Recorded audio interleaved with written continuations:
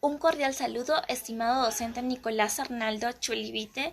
A continuación presentaremos una concisa exposición sobre los levantamientos topográficos. El primer punto que tomaremos será la brújula como accesorio para la orientación magnética de un levantamiento ha sido sustituida por el giroscopio o giroteodolito, con los cuales se determina la dirección del norte geográfico con un margen de error estimado de 1 segundo sin la influencia de campos magnéticos exteriores. Los levantamientos que se hacen con la brújula generalmente se hacen por el método de poligonales, aunque solo es necesario instalar la brújula cada 2 estaciones, y se obtiene una comprobación descubriendo las atracciones locales y se toman visuales por atrás y delante en cada estación. Todas las orientaciones, rumbos a similitudes tomados desde una misma estación podrán ser afectados en la misma cantidad. Pasando al siguiente punto, que es trabajo de campo, sabemos que al igual que en cualquier levantamiento topográfico, se hace el reconocimiento del terreno, elección y colocación de las estaciones o vértices requeridos, la elaboración del gráfico y la organización del trabajo. Una vez instalada la brújula en cada estación, todo visual debe dirigirse a la parte más baja de las señales colocadas en los puntos a observar, para evitar o disminuir errores por falta de verticalidad. La letra N de la caja de la aguja será la más próxima al objeto enfilado. Las brújulas tienen el propósito de proporcionar azimutes o rumbos que se determinan observando el valor angular que está al extremo del norte, y para los rumbos, el cuadrante determina por las letras sobre la caja entre las que está situado este extremo de la aguja. Para designar el rumbo, las letras N o S deben proceder al valor angular del mismo, el cual seguirán las letras E y W. Al observar, el ojo debe alinearse con la aguja para así evitar el error de paralaje. Antes de cada lectura deben darse unos golpecitos sobre la caja para que la aguja pueda oscilar libremente al hacer las lecturas. Al hacer las lecturas no debe haber ningún objeto próximo a la brújula que pueda perturbar el magnetismo de esta. En el tercer punto hablaremos de cálculos. Los levantamientos con brújula pueden incluir correcciones por atracción local, cálculo de ángulos, distancias y áreas. El cálculo de todos los ángulos deben hacerse con los rumbos o azimutes observados desde la misma estación en la que se efectúa el cálculo. Si se trata de una poligonal cerrada, la suma angular debe ser igual a 180 grados y la diferencia con la suma angular observada se debe únicamente a errores de observación. Este error o diferencia se corrige repartiendo por igual entre todos los ángulos, y el error admisible en la suma angular interior o exterior no debe ser mayor que el producto del número de ángulos, por la precisión en la lectura de la brújula. Las correcciones no deben sobrepasar la precisión de las observaciones. También sabemos que los rumbos o azimutes se calculan nuevamente partiendo de alguno de los lados cuya dirección esté exenta o presente a la menor atracción local, y calculando los rumbos o azimutes de las demás líneas por medio de los ángulos ya corregidos. Así aplicaremos también la hipótesis del paralelismo de meridianos. Los ángulos calculados para las líneas dirigidas a los linderos y además detalles no se pueden corregir, pero sí debe obtenerse su dirección corregida. De lo contrario, los ángulos formados por dichas líneas pueden quedar alterados. En el cálculo de cada ángulo debe tenerse presente los conceptos básicos de un ángulo, los cuales son la línea de referencia, el sentido de giro, el valor numérico de cada ángulo, el ángulo formado por dos líneas, que se deduce de una operación aritmética de los ángulos que forman con la dirección de la aguja. Pero siempre será más conveniente hacer un cuidadoso gráfico con respecto a las líneas N, S y E, W, donde se ven los ángulos conocidos como la línea referencial y el ángulo que se desea obtener. El cálculo del área se puede obtener por 4 métodos: por cálculo por coordenadas cartesianas, por cálculo trigonométrico, de figuras simples y elementos conocidos, por descomposición de figuras geométricas y medidas en el plano de los datos necesarios para ello, y por medida con un planímetro. En el cuarto punto hablaremos del dibujo. Para dibujar un levantamiento hecho con brújula puede usarse el método de coordenadas. El transportador empleado en estos dibujos debe tener como mínimo 15 centímetros de diámetro. De lo contrario, se deberá recurrir al dibujo de ángulos en base a alguna función trigonométrica. Ahora pasaremos al ejemplo. En la figura 4.1 se presenta el registro del campo del levantamiento de un terreno con brújula. Los rumbos se han observado con una apreciación de 0,5% y las distancias se han medido al centímetro. En la tabla 4.1 contiene los cálculos que en ella se ha corregido únicamente el ángulo en P2 de la poligonal. Los ángulos formados por las líneas que van a los linderos y detalles con los lados de la poligonal se colocaron directamente en la casilla correspondiente a ángulos a la derecha corregidos, para así calcular los rumbos corregidos que partió del rumbo de la línea P1 a la P4. De estos se obtuvieron los azimutos correspondientes. Profesor, buenas tardes. Voy a dar exposición al punto 5, que viene a ser el levantamiento por intersección.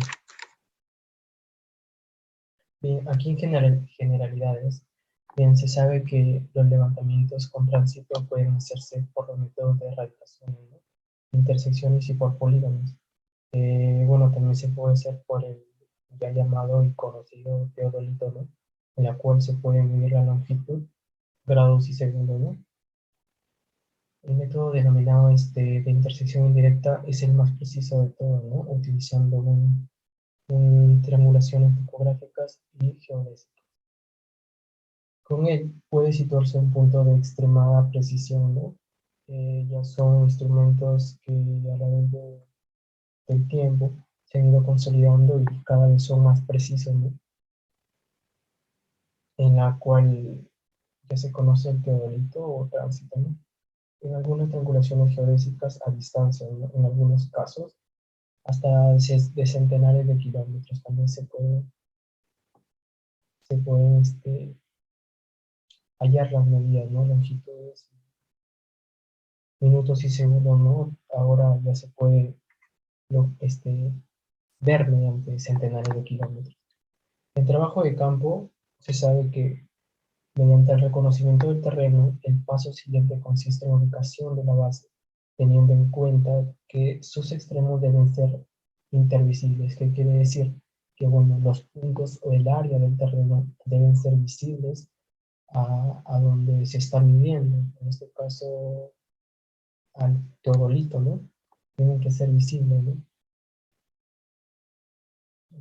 Todos los puntos a levantar deben ser visibles desde los dos extremos. Su magnitud debe ser proporcional al tamaño del lote y su posición debe ser tal que los triángulos tengan forma conveniente, que no contengan ángulos demasiado grandes ni tan pequeños, ¿no?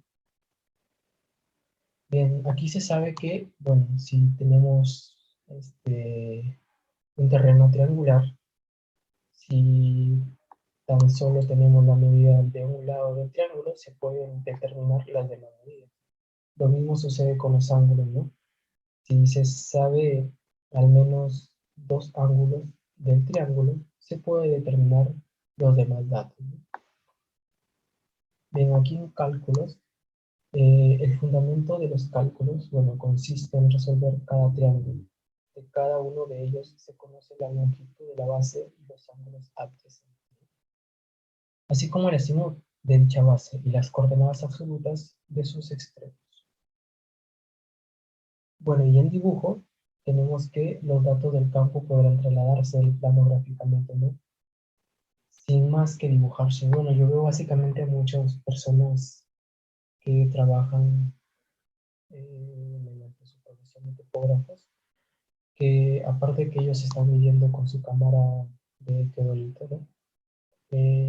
Apuntan, tienen su libreta y un lapicero en donde apuntan la longitud y los minutos, grados y segundos, ¿no? Grados, minutos y segundos. Como también pueden medir las distancias de cada punto, ¿no? Del terreno, su área. Bien, por ejemplo, acá tenemos un ejemplo, ¿no? Aquí tenemos que, bueno, aquí está el punto donde vendría a ser la posición del tránsito teórico, como también tenemos, bueno, el punto A, el punto B y el punto L, ¿no? Donde se pueden determinar mediante el teórico, se puede determinar la longitud, minutos, en este caso más preciso también es segundo, ¿no? Bien, acá tenemos al último en distancia desde el punto A, ¿no? Donde se puede conocer, las distancias que se dan mediante el punto que vendría a ser del teodolito, ¿no? Las distancias también de todos los lados del área del terreno. Buenas tardes, profesor. Bueno, yo le vengo a decir el punto 6, que vendría a ser el levantamiento con teodolito y cinta. Bueno, sí, los levantamientos que pequeños se pueden realizar con suficiente precisión utilizando teodolito y cinta. Este fue el método de levantamiento más utilizado en la topografía antes de la aparición de los distanciámetros por distancias cortas. Este, bueno,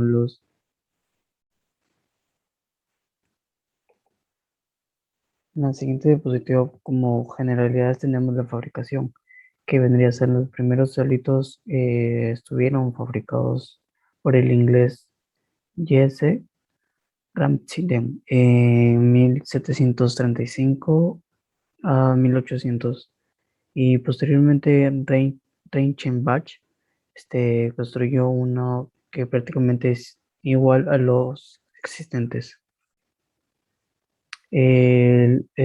¿Cómo es el teodolito? El teodolito está compuesto de un anteojo telescópico, dos círculos graduados colocados en planos perpendiculares y niveles. Es lo más perfeccionado de los goniómetros y el instrumento de mayor utilización en topografía. Se le, se le emplea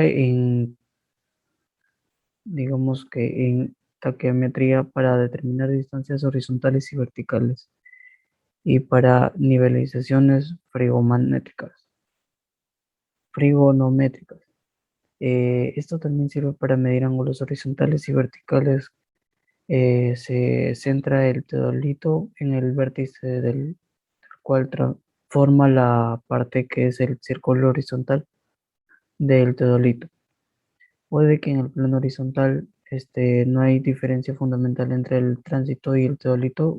Los tránsitos tienen círculos metabólicos que se leen directamente por medio de Vernier. Los teodolitos tienen círculos de vidrio y las lecturas se toman de micrómetros, los cuales estos pueden formar parte de sistemas. En lo general, los teodolitos proporcionan mejores apreciaciones que los tránsitos. Es tan grande el número de marcas de modelos de teodolitos que no es posible hacer una clasificación general. Sin embargo, se puede decir que los teodolitos se pueden clasificar en las siguientes categorías. Como primera categoría tenemos el teodolito graduados al minuto y con expresión al minuto de arco. El segundo, que serían teodolitos graduados en intervalos de minuto, en los cuales se pueden apreciar 20, 10, 6 o 5 segundos de arco. Como tres tenemos los teodolitos graduados directamente al segundo arco. Y por último tenemos los teolitos con los cuales se pueden obtener décimas de segundo. Los teolitos electrónicos caen en la categoría 2B3. Como siguiente punto tenemos el punto 6.2, que sería el trabajo de campo. Con el reconocimiento del área del trabajo se determina la posición de los puntos de la poligonal base, cerrada hasta donde sea posible, procurando que las distancias horizontales entre estaciones y entre estas y los demás puntos a levantar sean mínimas.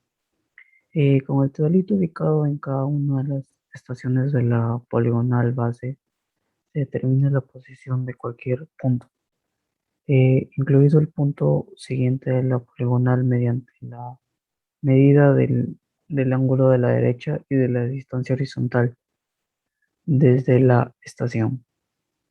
La distancia utilizada para la medición de los ángulos siempre será de la línea al punto de la poligonal inmensamente anterior,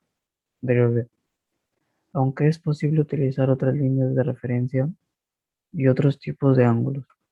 Son los ángulos a la derecha los de mayor facilidad proporcional que se proporcionan en la elaboración de los cálculos de los ángulos de flexión. Se utilizan en las localizaciones de ejes para vías. Como siguiente punto tenemos el punto 6.3, que vendrían a ser los cálculos. Los cálculos y los dibujos se realizan por coordenadas. El primer paso consiste en ajustar los ángulos de la poligonal cerrada sin sobrepasar la apreciación del teodolito utilizando 1, 30, 20, 10 o 5 segundos.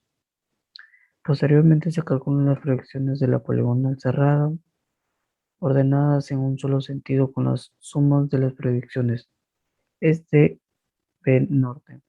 Se obtendrá el error lineal, valor que comparado con el perímetro proporcionará la precisión lineal.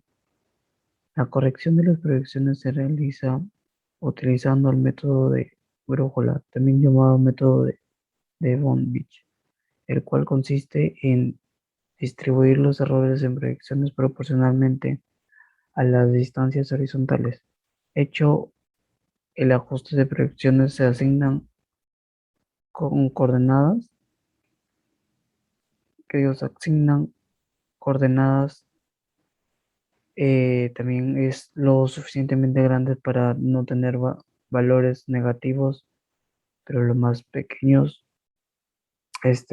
posible para facilitar los cálculos. También se calculan las coordenadas de los puntos de la poligonal, incluido el cálculo del punto de partida a partir del último vértice. Tienen que ser idénticas a las coordenadas inicialmente asumidas. Como siguiente punto tenemos que se vendría a ser el dibujo. El dibujo se realiza por coordenadas. En el deberá figurar la, la cuadrícula o las guías para obtenerlo. Cada punto dibujado puede comprobarse a partir de los datos de campo y empleando una escala de transportador. Se determina en el orden de los puntos que conforman el lindero y ese se procede al cálculo del área y la descripción de linderos. Y como último punto tenemos los ejemplos, que en la siguiente figura en la tabla se obtuvieron con un teodolito de los minutos, y en la otra que vendría a ser calcular las coordenadas que se representan en error angular total, el error lineal, la dirección del error y la precisión. Eso es todo. Gracias.